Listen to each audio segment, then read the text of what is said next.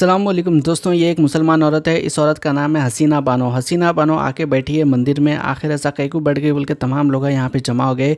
कई लोग इसका वीडियो शूट करने लगे, लेकिन पूरी तफसीलात तमाम डिटेल्स आपको रियल में यहाँ चैनल पे इससे मुतालिक बताई जाएगी आज के वीडियो में। और उर्फी जावेद का वीडियो हमने आपको बताया था। अब देखिए इससे मुतालिक एक अपडेट निकल के सामने आया है। उर्फी जावेद पूरी तरीके से ठीक हो चुकी है, किस तरह से वो भी आपको बताएंगे। और कल हमने आपको अपडेट दी थी कि आमिर को गिरफ्तार कर लिया गया है। इससे मुतालिक और एक अपडेट निकल के सामने आई है। आमिर ने तमाम लोगों से माफी मांगी है। जैसा कि हम सभी जानते हैं, तेलंगाना हुकूमत की जानिब से बेहतरीन काम किए जा रहे हैं। रिसेंटली एक ब्रिज भी आने वाला है मिरालपन टैक के ऊपर 450 करोड़ का। कांग्रेस हुकूमत के खिलाफ बीजेपी के कंटेस्टेड मेंबर ऑफ पार्लियामेंट के माधवी लता की जानिब से और एक वीडियो रिलीज कर दिया गया है। क्या कहा इन्होंने, इनकी कुछ बातें आपको दिखाएंगे। बीजेपी के इस लीडर की जानिब से स्टेट गवर्नमेंट के खिलाफ काफी सारे एलिगेशंस भी लगाए गए। ये तो आपने हाईलाइट्स देखे, और भी अपडेट्स आज के वीडियो में कवर करेंगे। लेकिन आगे बढ़ने से पहले जो लोग अभी चैनल को सब्सक्राइब नहीं करें, उनसे गुजारिश है चैनल को सब्सक्राइब कर लीजिए। 26 जुलाई 2025 को के माधवी लता की जानिब से ये वीडियो रिलीज किया गया है। 24 जुलाई की इन्होंने बात की है कि क्या हुआ था वहाँ पे, और काफी सारे एलिगेशंस लगाए हैं स्टेट गवर्नमेंट के खिलाफ। मेरा नाम माधवी लता है,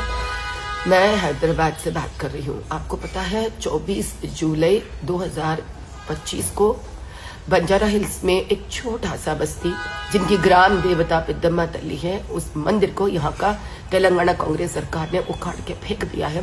बस एक छोटे बस्ती वालों का इतनी ही विनती थी, एक 80 से लेकर 100 गज का उस भूमि माता रानी के लिए कृपया करके छोड़ दीजिए, जो कि 100 पुराना मंदिर है। भले ही इन लोगों को कुछ भी रियल एस्टेट करने दीजिए, हम कोई इनको रोक नहीं रहे, क्योंकि रोक नहीं भी पाएंगे इन लोगों को। 24 जुलाई को मैं और उस बस्ती स्त्रियों नारी शक्ति के साथ हमने कड़ी बारिश में बैठकर रोड पर धरना किया है, लेकिन पुलिस वाले हमें उठाकर रात के 8 बजे को फेंक दिए अपने अपने गाड़ियों में और वहां से निकलवा दिए हैं। कल मुझे कुछ गवर्नमेंट स्कूल गरीब बच्चों के पास जाकर उनके लिए कुछ मदद करने के लिए जाना था, और मुझे सख्त बुखार है।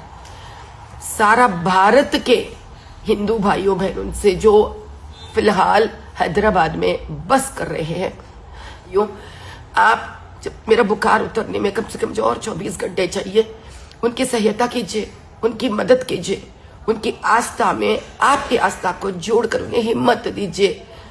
एक गरीब की सबसे बड़ी शक्ति इस गरीबी से झेलने का सिर्फ धर्म और आस्था होता है। भले ही लोग मुझे राइट विंग बोलने दीजिए, अलग अलग विंगों के नाम से बोलने दीजिए, लेकिन हर उस गरीब ही जानता है, चाहे वो हिंदू हो या मुसलमान, चाहे वो क्रिश्चियन हो या जैन हो या सिख हो, वही जानता है, गरीब जानता है कि भगवान का आस्था उसके लिए सबसे बड़ी शक्ति होती है, उसके हर दिन की तकलीफें मुश्किलों को सामना करने के लिए। कॉमेडी वीडियोस बनाने वाले आमिर को गिरफ्तार कर लिया गया था, क्योंकि इन्होंने गाली गलौज करे बोल के। तो देखिए अभी इससे मुतालिक आमिर ने एक वीडियो रिलीज किया है और आमिर ने माफी मांगी है। मेरा जो भी कंटेंट है वो सिर्फ मनोरंजन के लिए है, किसी की भावना को ठेस पहुंचाने के लिए नहीं।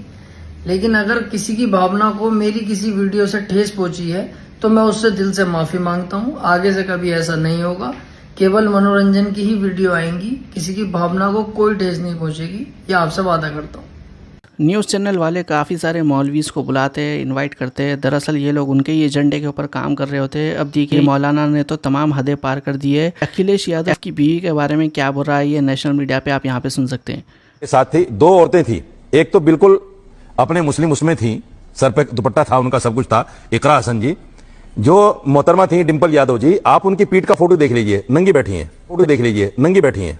नहीं, आप प्लीज थोड़ा जरा शब्द का जरा इस्तेमाल। मैं इसलिए कह रहा हूं, अंसार भाई को समझाने के लिए कह रहा हूं। आप समझाने के लिए बेहतर शब्द का इस्तेमाल कर सकते हैं, बिल्कुल कोई वैसा नहीं है जैसा आप बताना चाह रहे हैं। अब ये मौलाना इस तरह की टीवी के ऊपर बात करता है, पता नहीं मीडिया वाले इसको 5000 देते, 4000 देते, या फिर 1000 रुपये महीने काम करता। लेकिन देखिए ये मौलाना ऐसे बयान देने के बाद में लोग पूरे मुसलमानों को और मौलानाओं को बदनाम कर रही है। अरे मौलाना ऐसे लोग रहते, मुसलमान ऐसे लोग रहते बोल के, टोपी दाढ़ी रख के आके इन्हें औरत के बारे में ऐसा बोल रहा, नंगी बैठी है, इस तरह के अल्फाज, घटिया अल्फाज इस्तेमाल कर रहा है। और वो भी कोई नॉर्मल औरत नहीं है, उन्होंने भी मेंबर ऑफ पार्लियामेंट है। आज सुबह सुबह का ये मंजर है। एक औरत जिसका नाम है हसीना बेगम, इन्हों आके जो है सो एक मंदिर के सामने बैठ गए, जिसके बाद में काफ़ी सारे लोग वहाँ पे जमा हो गए और देखने लगे कि एक मुसलमान औरत बुरखा पहन के आखिर मंदिर में केको आ गई। बल्कि काफ़ी सारे लोग इस औरत का वीडियो भी ले रहे थे। और जब वीडियो लिया जा रहा था, यहाँ पे आप देख सकते हैं इन्हों हाथ से कुछ योगा का पोजीशन बना के थे। वहाँ पे जितने भी लोग वहाँ पे आते हैं हिंदू धर्म से उनका ताल्लुक होता है, लेकिन पहली मरतबा एक मुस्लिम औरत को बुरखे में देखकर बहुत सारे लोग हैरान हो गए। अब जैसे ही ये वाक़या पेश आया, काफ़ी सारे न्यूज़ चैनल्स यहाँ पे पहुँच गए और उनका इंटरव्यू लिए और तहकीक़ात करे कि सच में मुस्लिम औरत है नहीं है। और तहक़ीक़ात करने पे ये पता चली है कि इनका नाम है हसीना बेगम।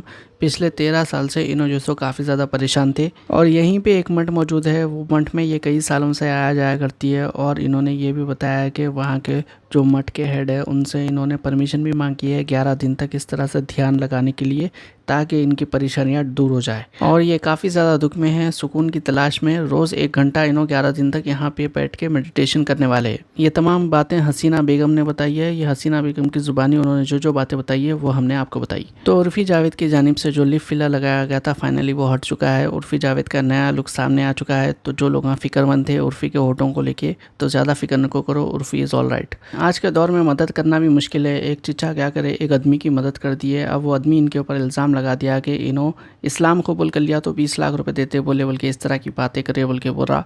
और चिच्चा खुद गरीब है, उतने पैसे वाले नहीं है, उसके बावजूद इस तरह का इल्ज़ाम लगाया उनके ऊपर।